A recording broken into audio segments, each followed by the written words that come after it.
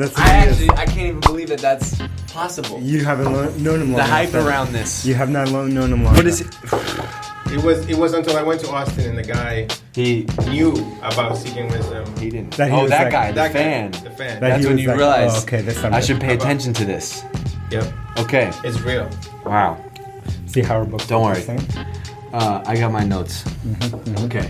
We're good to go. We're recording. Everything You sure works. you're recording? Everything works. How come it's not blinking? Elias is Triple here. check. What's the SOP? SOP here? on. Standard operating procedure.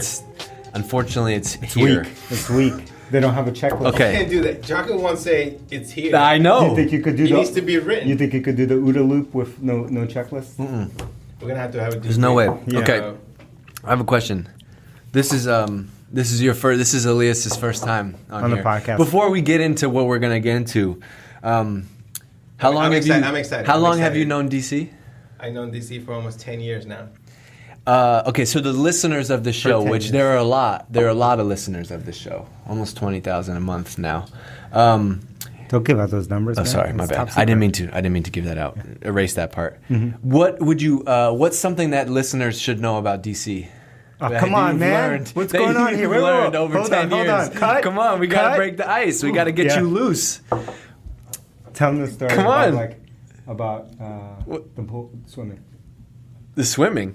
Oh, Yeah, he told us the other day. I didn't remember the story from You 10 got- years ago. what is it? 10 years ago. I was inclined to not say the story that he's What telling is me it? to, but I'll tell the story. So, Okay. So one thing you might not know about us is that he's the introvert, I'm the extrovert, right? Are you okay? Oh yeah. And so, I strive with social relationships, right? Mm-hmm. So when I was leaving IBM to join DC for Lookery, I had to follow him on something. I don't think it was Instagram. I don't think Instagram Twitter. was around. It was Twitter or something. He wasn't Twitter then. Yeah, Of course there was. he There was? using I'm Twitter. OG Twitter. 09? 07. Or Maybe one. 07. Yeah. Okay. So what happened? Don't was play that- yourself. So he posted a picture of him on the beach in Plum Island, right? Okay. And I used to go to that beach, and so when I first joined him, I was thinking, hey, it's a startup of 5 people in Massachusetts. I figured we'd spend time together and we'll go to the beach, right?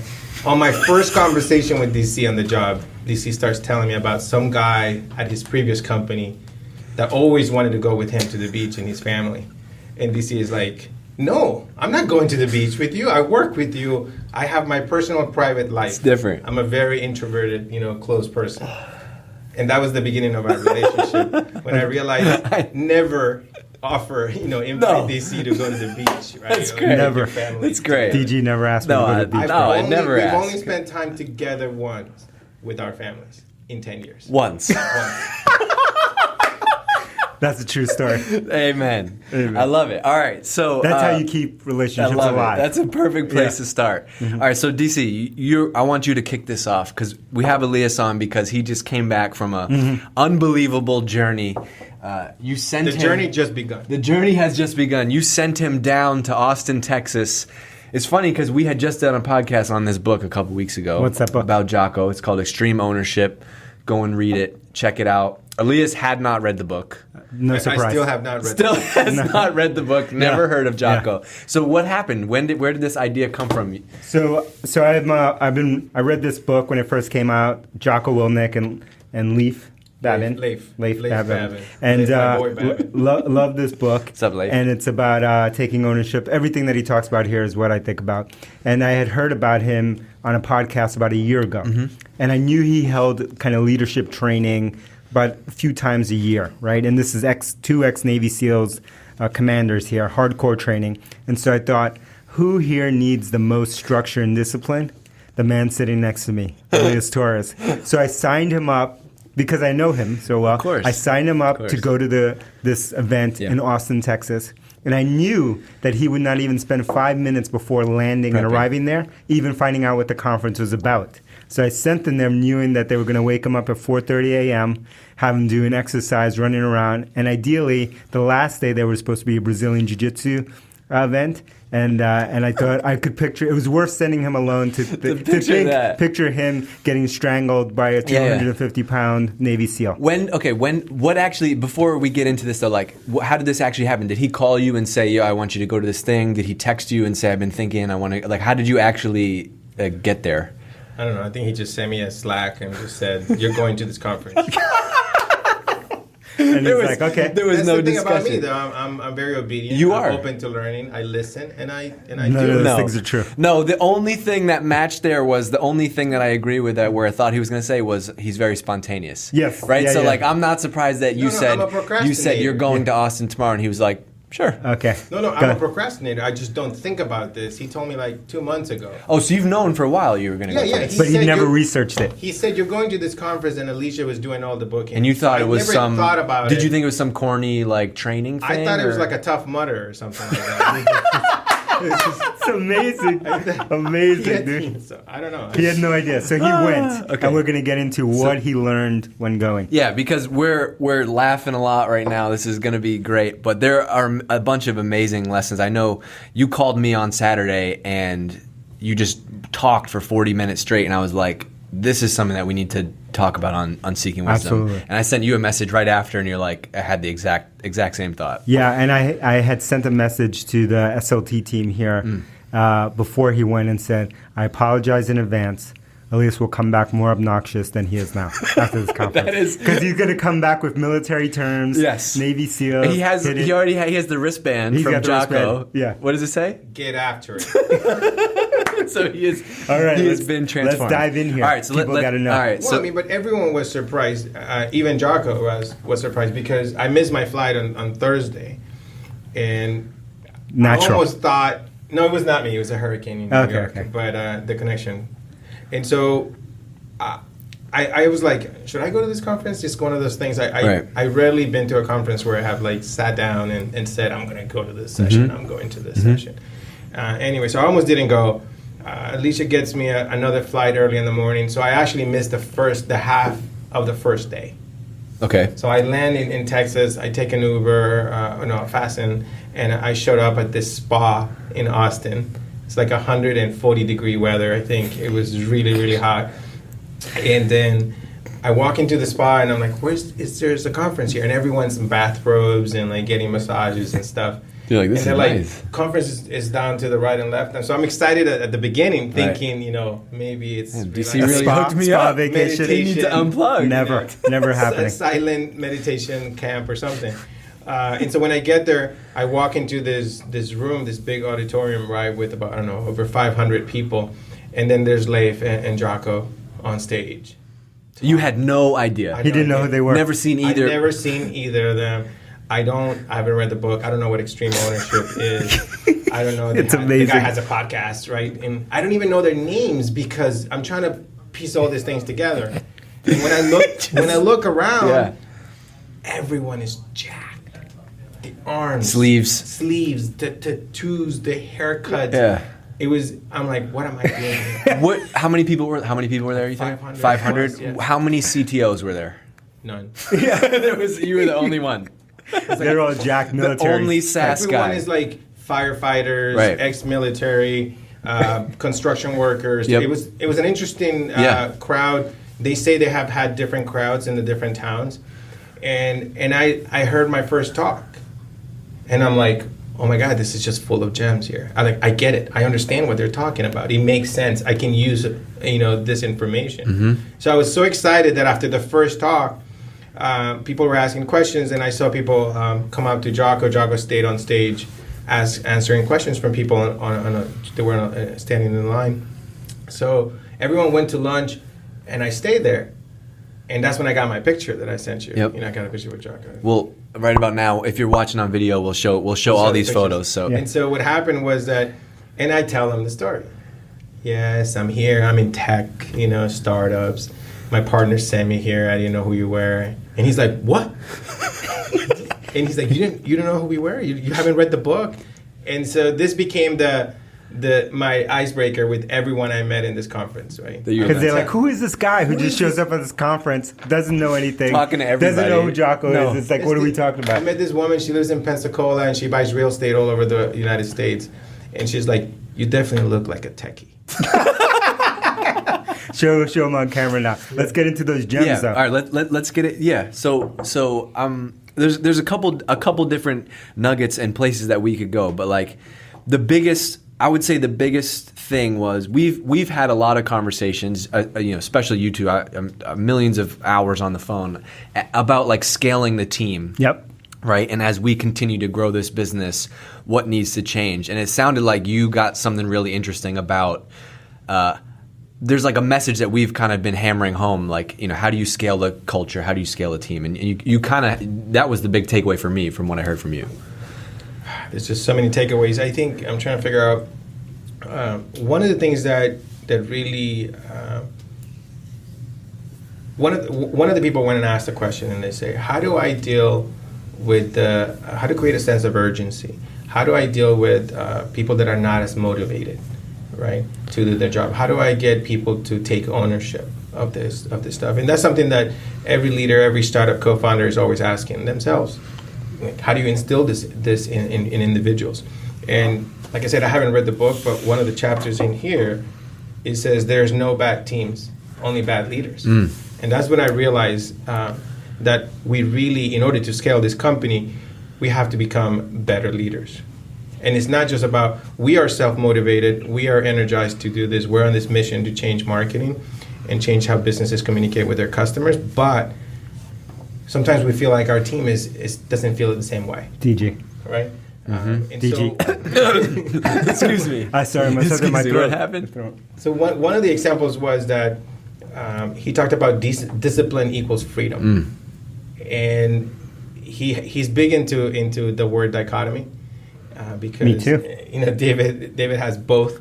Yeah. So backstory is that Elias has been fighting me for 10 years on dichotomy. Basically, I always say that you have to do both, right? And this violates engineer mindset. Right. So as an example, it'd be like it's only a 0 or a 1. Yes. It can't be both. Right, like a product, we need to ship really fast, and it also needs to be amazing. Yes. And most people don't. It's like, well, David, you can pick one. It can either be fast or it can be amazing. And I say I pick both. And that drives Elias crazy. So it's funny. He goes there, and now he's transformed. He comes back, and he's all about dichotomies, which he's fought for a decade.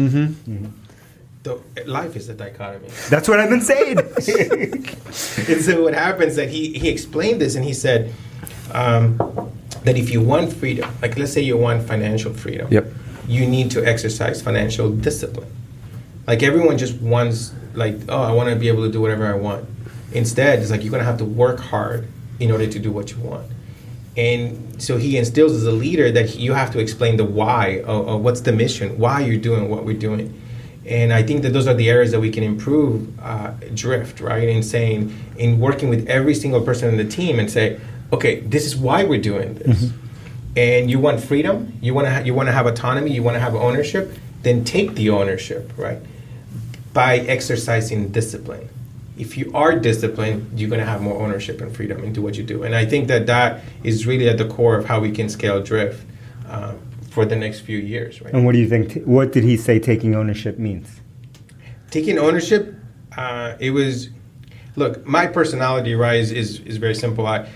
If I have too much stress on me, I can rationalize and say, oh, it was because of that. It was because of the servers died. It was not my code. It was because it's the 4th of July, and so people are off and they're not buying. I can always figure out a reason why it's not my fault. And what does Jocko say? Jocko says you got to take ownership, right? It's actually there's extreme ownership. There's something buried in there because there's something that you say every Friday night at this management meeting that we have. But he can't hear me because I'm not Jocko. You say don't get defensive. Exactly. Right? And it's the same thing, right? Absolutely. But he says it in a better way. I don't think don't get See defensive. what I say? Is the right appropriate way of saying that. There's a way. I think he wants us to take ownership and say, if you have a bad boss, and the bad boss tells you got to do 10 things, is your job, as one of the tenets of the laws of combat, is prioritize and execute. You got to make the decision yourself. You prioritize and you go do the first thing. And do you blame?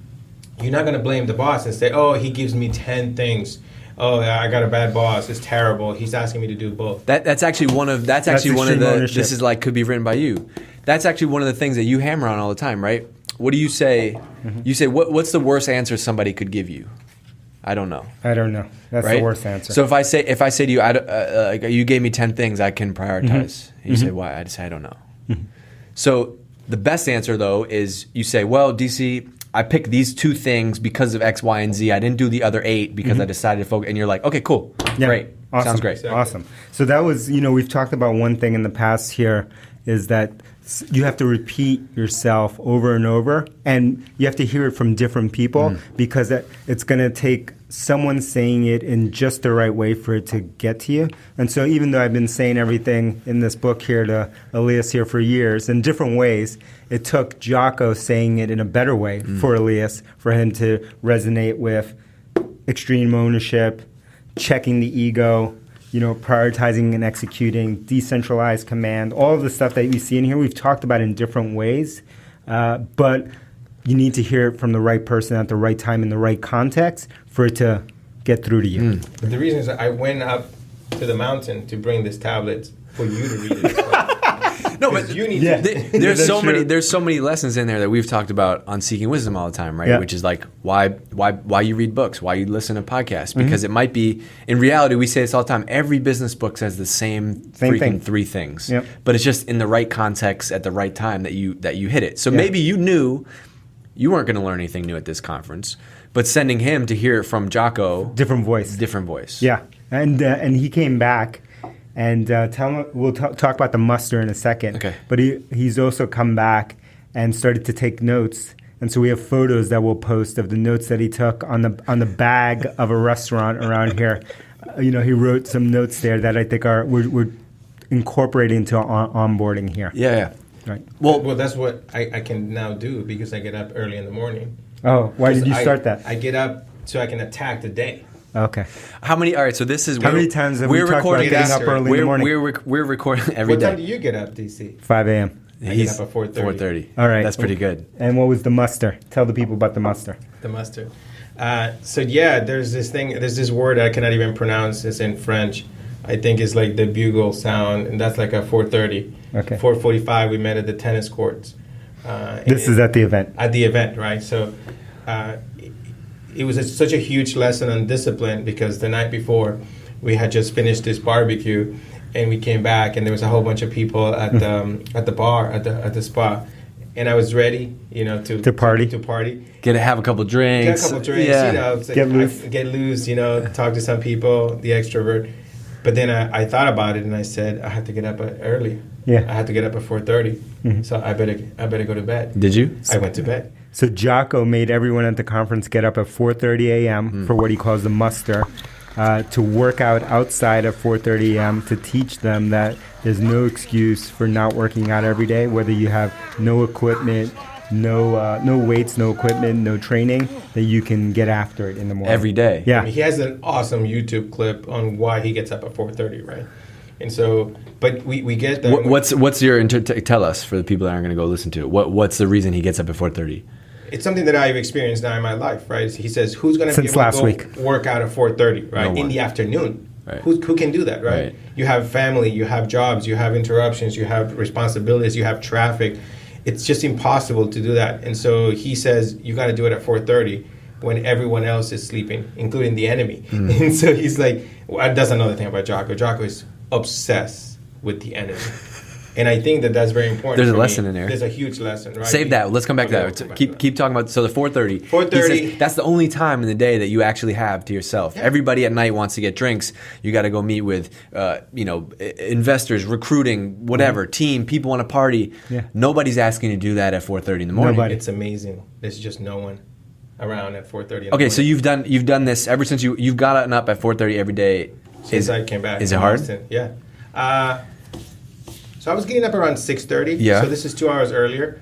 It's been tough. I've been doing a lot of yawning. I'm gonna confess. The first day I did it, right? I was in Cape Cod. I had just driven almost 24 hours up, awake. Coming back from Austin. I wake up at 4:30 the following day, and I go do the exercises that I did at the conference. Okay. So I follow the same routine. I found this app on the iPhone that can keep track of the intervals and the timing. Yeah. And so I went and did it on the beach. It was amazing, right? The sunrise was coming up. It was exhausting. I was so tired because I got up at 4:30 and I exercised that I came back to the house, I showered, and I fell asleep again. This is not what Jocko would do. Well, I did it though. I got up. That was my first day. And it's been a progression. Every day I am tired. It hits me. Yeah. But today is my best day so far. I got up. I drove into town. I did my yoga class at the gym. 6 a.m. yoga. Amazing. I've been watching Are you going to bed earlier? Is anything different? Absolutely. Every day now. I run home. It's like he's like DC now. It's gotta go to bed. It's 10:30 and I'm like, I gotta go home. I gotta go to bed. Yeah. You know, it's like I can't stay up. But it's like 10:30. I'm freaking out because I know it's gonna hurt me. And so I think that discipline. It's the fact that it's more work the night before to get up early than the day itself. Totally. Yeah. And the other thing is that I saw in Jocko, if you follow him on Instagram, he posts a picture every day of his watch getting up, right? Accountability. Getting after it. Accountability. And I've been doing that. I've been doing it as an Instagram story. And so, like, I know a lot of you guys are watching and saying, like, okay, did he do it? Is he still waking up? What's your Instagram name? Elias Torres. Yep. Elias Torres. Follow him and make sure to keep him accountable. If you don't see it every day coming across, please send them a message and let me know so that we can get after him. I love it. And so that's really what makes me get up. Right? I'm like, I have to do it. Right? I need to show that I have discipline because what I want is freedom. Because you have those are hours in the day. You have kids, right? You have 3 kids. You got to work. You got to do all this other stuff. Those are 2 hours in the day that you basically got as bonus time now. Because before I would get up at I would get up at 6:30, but the focus at that moment is get the kids ready, take them to school. It's instant chaos once you wake up. I get up and we are on the go, and there's no time to do anything for myself. Yeah. But at 4:30, I just gave myself 2 hours that I wasn't really using them at night, and it was just a waste of time anyway. DC is so happy right now. So happy. It's unbelievable. So happy, it's got to feel amazing. Next thing I know, I'm going to shave my head. But this wasn't intentional. 1% at a time we're converting into that morning ritual. Yeah. All right. So a couple other things. All right. So you started to go down this path about he's obsessed with the enemy, right? Explain that. Yeah, I think that I was talking to all the Jocko followers, the disciples at the conference, and it was crazy because the band of brothers. Yeah. Everyone over there. No, I'm just saying, like everyone attending, it's just like huge fans. These people had gone to multiple times to the same conference, right? And they were like, kind of like surprised and upset that I didn't know who he was, right? Yeah. But one of the things that I was learning there, right, is that I kept saying to some people, I don't think I'm a disciplined individual, right? I think I'm just pure energy. You know, I improvise. I'm a spontaneous person. But they kept saying to me, no, you must be disciplined, right? Because look at what you've done. Look how hard you work. Right. I never have. You a didn't sick tell day. them about me. No. I am the discipline in his life. He's like, I just, He's got 2 sources of discipline in his life. His wife and me. So me calling him at 6:30 in the morning, ring, ring, ring, ring, ring. Where are you? Are you going to work? What's going on? Are you coming? Are you coming? Where are you? Yeah. Like at 6:30. What do you mean? Where am I? I have to make sure that he actually comes because he might be spontaneous somewhere else. Like at home, I'm not like the working guy. Like, you know, it's not like I get up on Saturday and I'm going to go fix the garage door and like, you know, get the leaks or hang frames on the wall. Definitely not that type of guy. Like, I'd rather go and like, hang out with other people. Kiteboard. But at work, I'm focused, right? I work every day. For sure. So I have discipline, but I didn't realize that it's just a discipline that it's built inside of me. But the reality is you need to focus on something externally, right? What about the enemy? And so with the enemy is that, first of all, you got to keep your ego in check. You got to respect the enemy. Heard that, DJ? Respect the enemy. You got to be confident. You cannot be cocky. You got to be humble. You can't be passive. See the dichotomies everywhere. I'm just reading your notes. You said you blow up the enemy's ego to disarm them. That's interesting. That's a psyop. All right, we're getting there. Special psyop. We're getting there later. Psyop. Okay. You're confusing the notes here. But what we're focusing with the enemy is that you respect the enemy and you prepare and you plan for battle at all times. And you don't know what the enemy might be doing, so you need to find out every possible thing that the enemy could do. Which is very different because our natural tendency is to disrespect the enemy, to discount the enemy. Fuck those guys. Yeah, Who forget cares? those guys. Yeah. But he came back saying we're going to respect the enemy. We respect the enemy, and we know we can beat them. Right? We know we can do that, but we're still not going to disrespect and under-prepare, under-plan for the war. So a lot of people that listen to this are, they work in startups, they're business people. Mm-hmm. How did you translate that lesson into like what we can do at Drift, right? It's because, at the end of the day, we have enemies, right? But we don't have enemies like Jocko has enemies. So what did you take away from the whole, That's not what Jocko says. Tell me. We do have enemies. Okay. Of course. He says he gets up every morning, he's thinking about his competitors. And I don't think this guy has a competitor, right? Because he has a very unique proposition. For sure. But at the end of the day, he's competing with many other gurus that could come to a company and do training, right? And so he has to get after it. It's that discipline that makes him get up, prepare, work out, and do more work.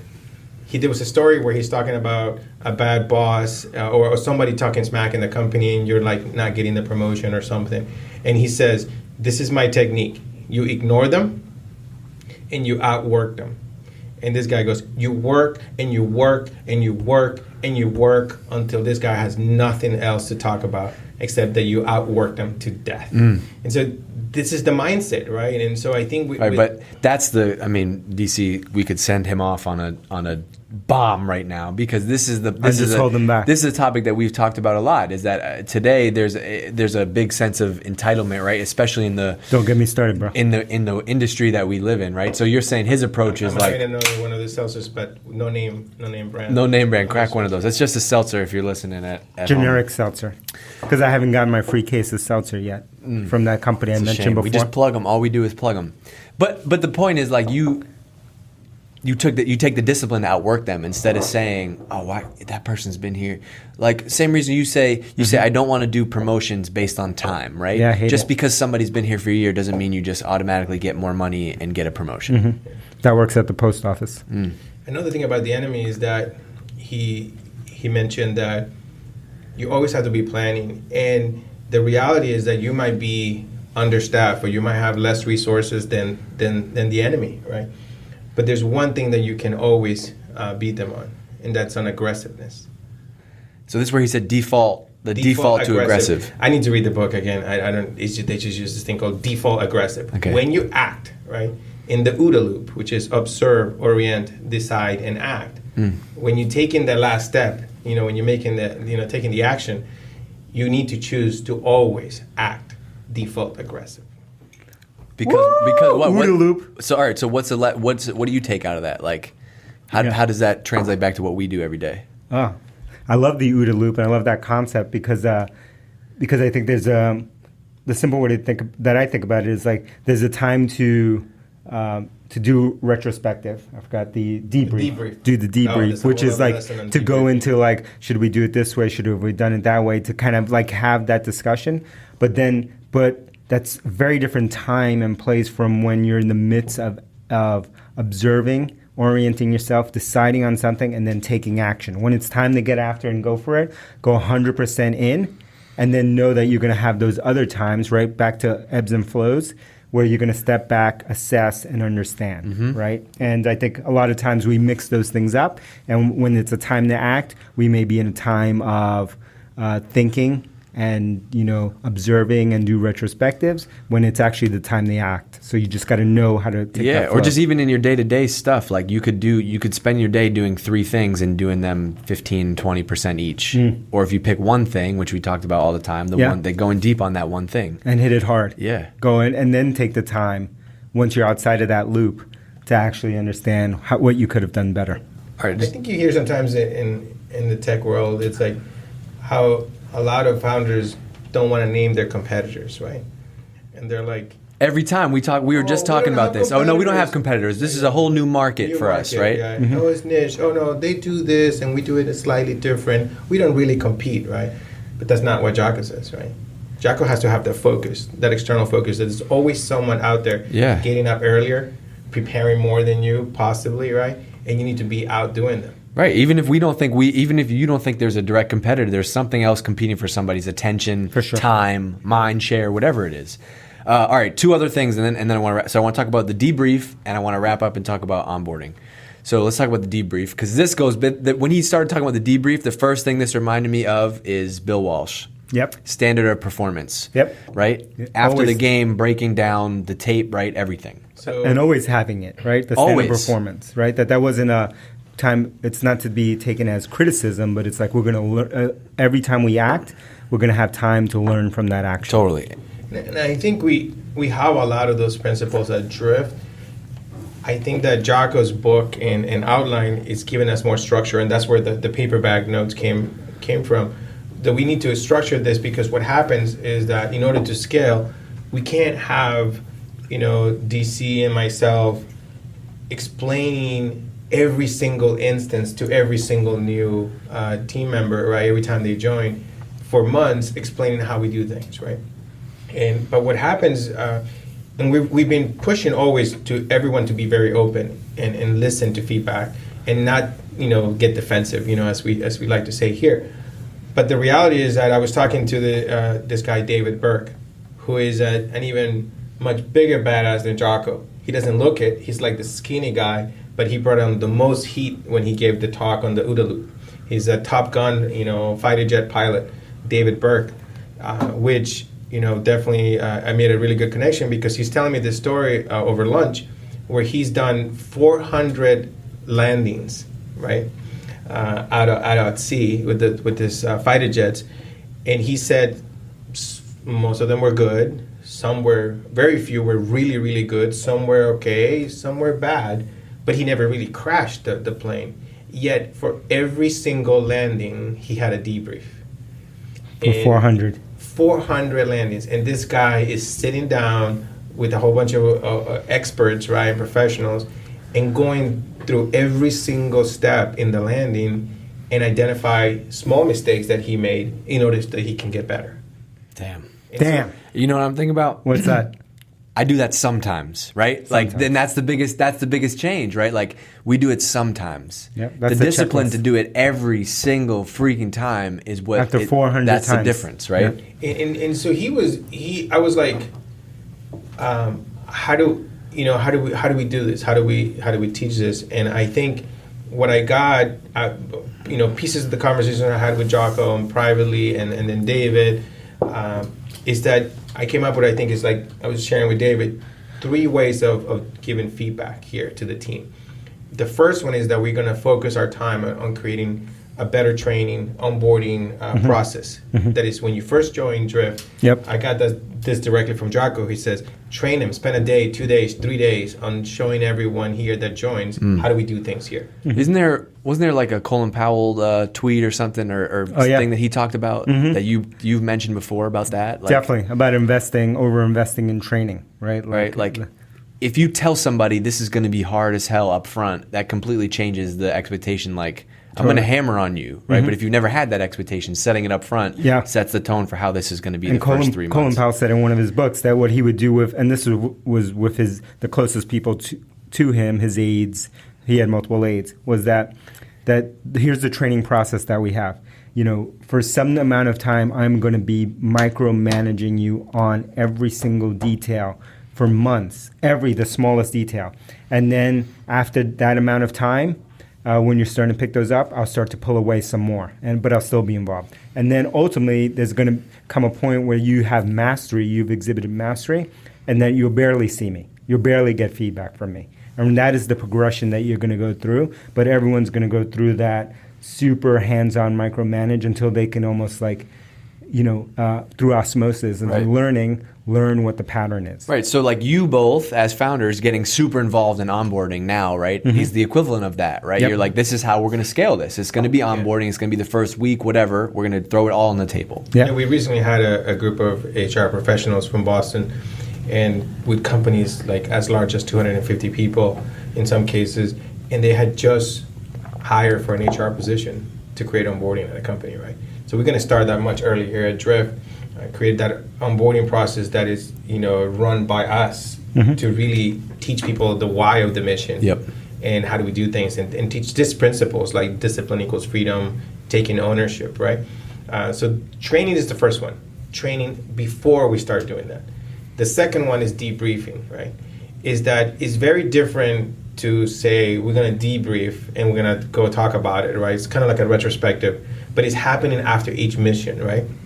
As soon as you get back in the from the field, and that's the moment where you're going to go talk about mistakes. But he helps the individual to know that we're going to do that. Yep. And that is normal and is part of the process here at Drift. And so as I was pushing David for more ideas of how to implement this. This David? No. Or the other David? The badass David. Oh, the badass one. Not me. Top one. Yeah. And so what happened, what he said was, he said, you as a leader need to debrief yourself in front of your people. This is amazing. He's like, next time you do something, you take on your own individual mission, then you do it in front of them and you criticize your own mistakes. It's not like, oh yeah, I made a mistake like that before, but let's talk about your mistakes. Instead, he's like, you do it yourself and you show them that it's okay for you to talk about your own mistakes. Why you love that? I love it. Why? Because I think because it's the ultimate, because it fuses a bunch of things that we've talked about. The battle between ego and humility. The other one is kind of accelerating learning, right? Which we're all about accelerating learning, aka hypergrowth, right? See you September 25th in Boston. Get your tickets now, Seeking Wisdom promo code. But we're all about accelerated learning. And one of the best ways to accelerate your learning is to be hypercritical about the stuff that you do. Yeah, and then the third one is that real time pounding, as we called it during the conference, which is, if somebody is making a mistake and you're in the middle of the battle, you're not going to let that person blow up, their face, if they're mishandling the gun. You got to tell them. You got to tell them right there. No, you got to improve it. You're making a mistake. And so those are the three categories. And I think if we explain them, if we take the discipline to deliver feedback in those ways, it's going to be much easier and clearer for the whole team. I love it. All right. There's so much we could talk about, but you guys got to go. We got to get out of here. All right. Send us out of here. So if you like this episode, go to Apple Podcasts. They renamed it from iTunes. Thank I've God. been slipping and calling iTunes. Apple Podcast app. Yeah. You can do it on your mobile phone. Yeah. Leave a 6-star review. If that fails, right, observe, orient, decide, and then act on leaving a 5-star review.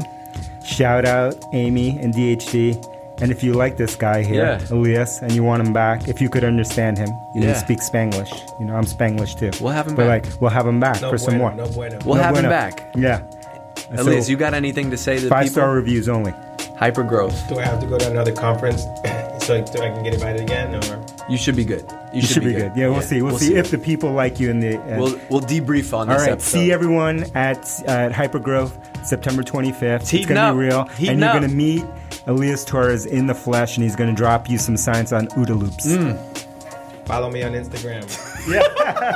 We'll I'm link going to it be up. waking up at 4:44 in the morning. Please hold this guy accountable. I need help. We're out.